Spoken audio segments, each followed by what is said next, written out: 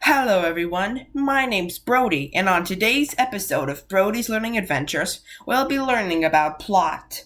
The plot, or the sequence of events in a story, creates action. The actions in a story build drama. All that action and drama usually works toward a resolution. When an author creates a plot, he or she is creating a chain reaction. There are causes and effects to the action.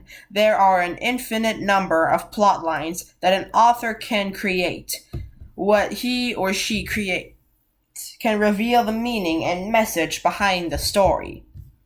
Kids conquering a monster, kids becoming wealthy and such that, kids on a sailboat, kids laughing, kids with a medal looking warm proud, and kids climbing a castle or kids consoling one another. Sort of like that.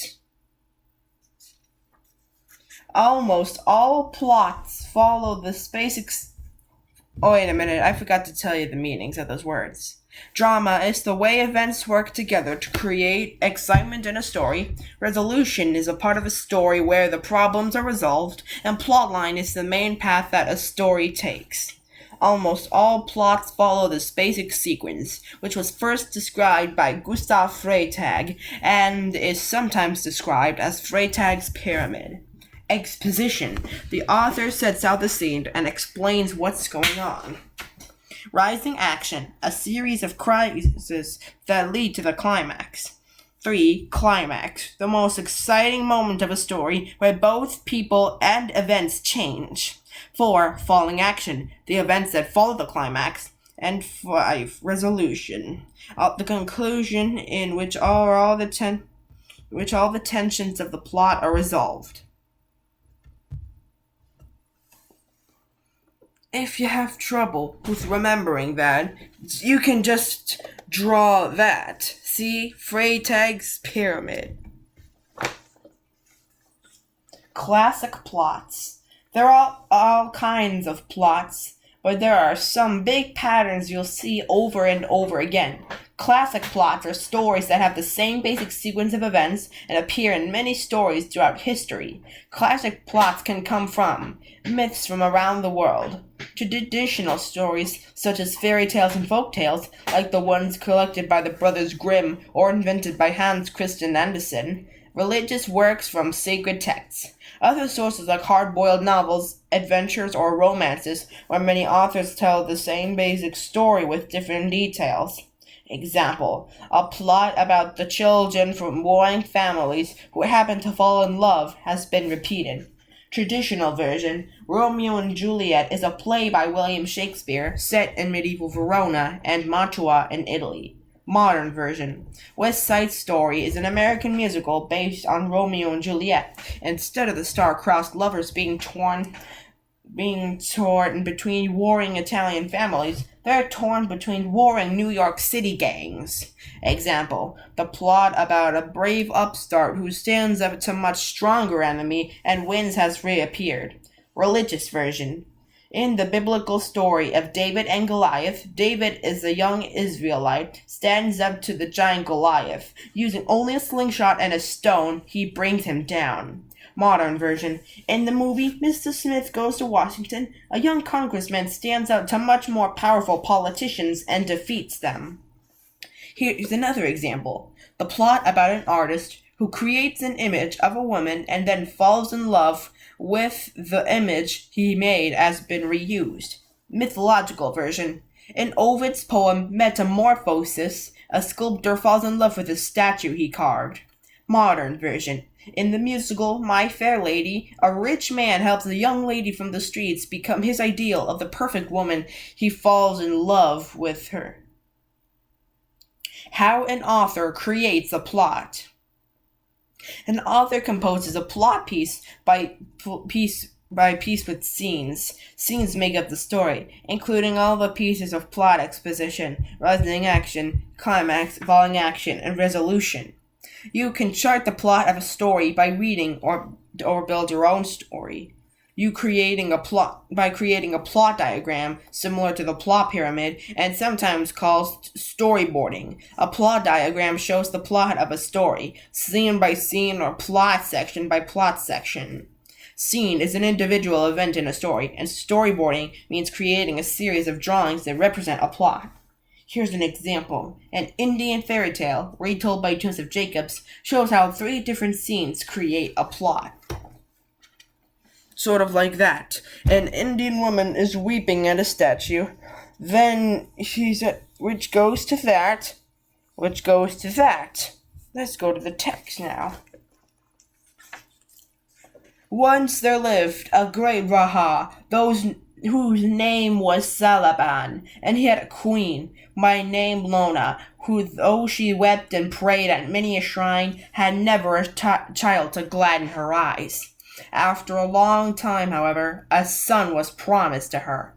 Queen Lona returned to the palace, and when the time for the birth of the promised son drew nigh, she required of 3 jogis who came begging to her gate what the child's fate would be, and the youngest of them answered and said, "O Queen, the child will be a boy, and he will live to be a great man, but for 12 years you must not look upon his face. For if either of you or his father see it before the 12 years are past, you will surely die.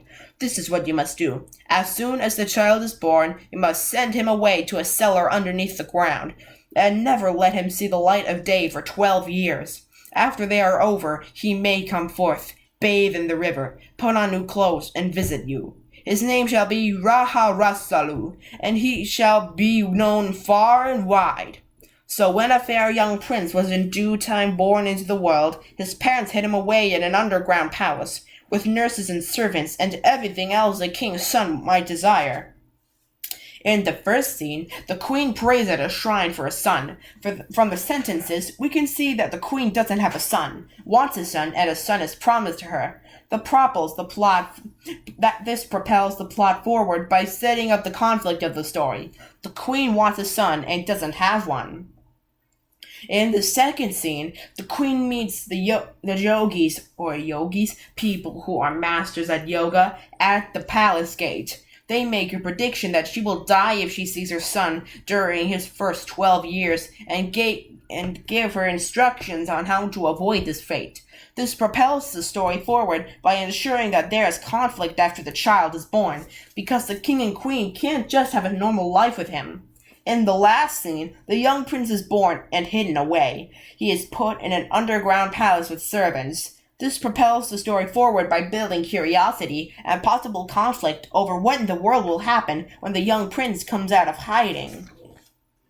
The writer may have planned the plot with a plot pyramid. Like so, rising action, the son is promised, but the yogis tell her she must hide the son away until his 12th birthday, or all will die, so the son's in exposition. There's a king and queen who want a son. I forgot to tell you that. The climax, perhaps the boy's 12th birthday or an early escape, and then the falling action, then the resolution. Each scene propels the plot forward to the climax, which could be the boy's 12th birthday or an early escape. The consequences that unfold thereafter are the falling action and resolution. Other parts of plot. Scenes build the structure of a story, but this fairy tale contains other elements of plot, like characters. Plot is what happens to the characters in a story, but who a characters also affects the plot.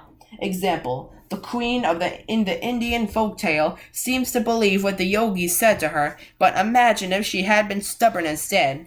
What if she had refused to do what the yogis said? This might be a very different story. Dialogue. It may not seem like we're doing much when we talk, but the things people say can make other people mad, make 2 people fall in love, or make them spill state secrets, and more. Dialogue are the things that characters say to one another in a story, just in case you didn't know.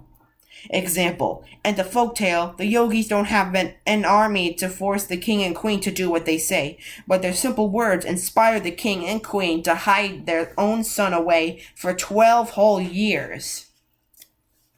Class, I'll be right back.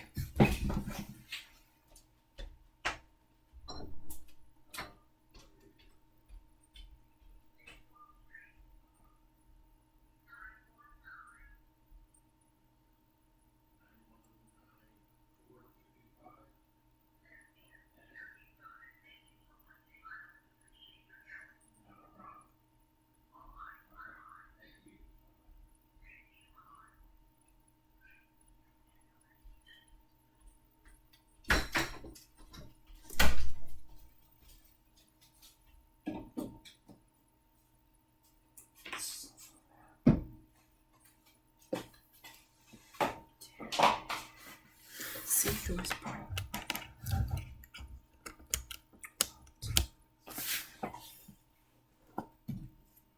Okay, I'm back.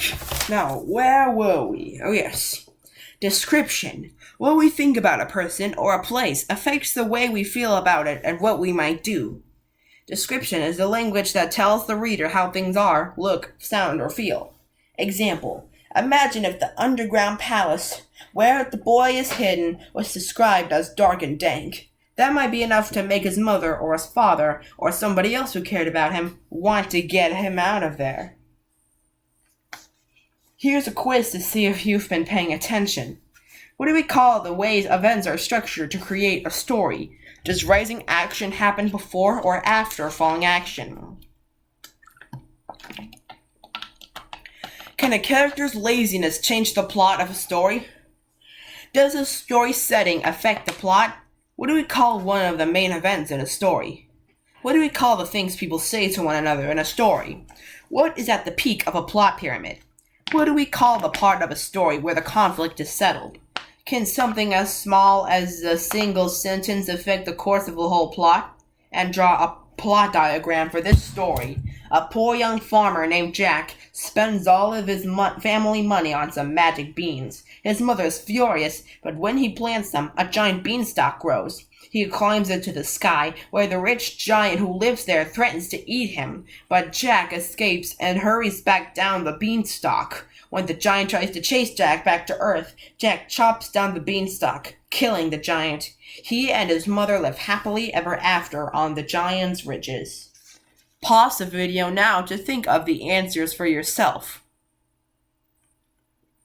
On to the answers. 1. Plot. 2. Before. 3. Yes. 4. Yes. 5. Scene. 6. Dialogue. 7. Climax. 8. Resolution. 10. Yes. And 9. Yes. And here's the answer. It's the answer for question number 10.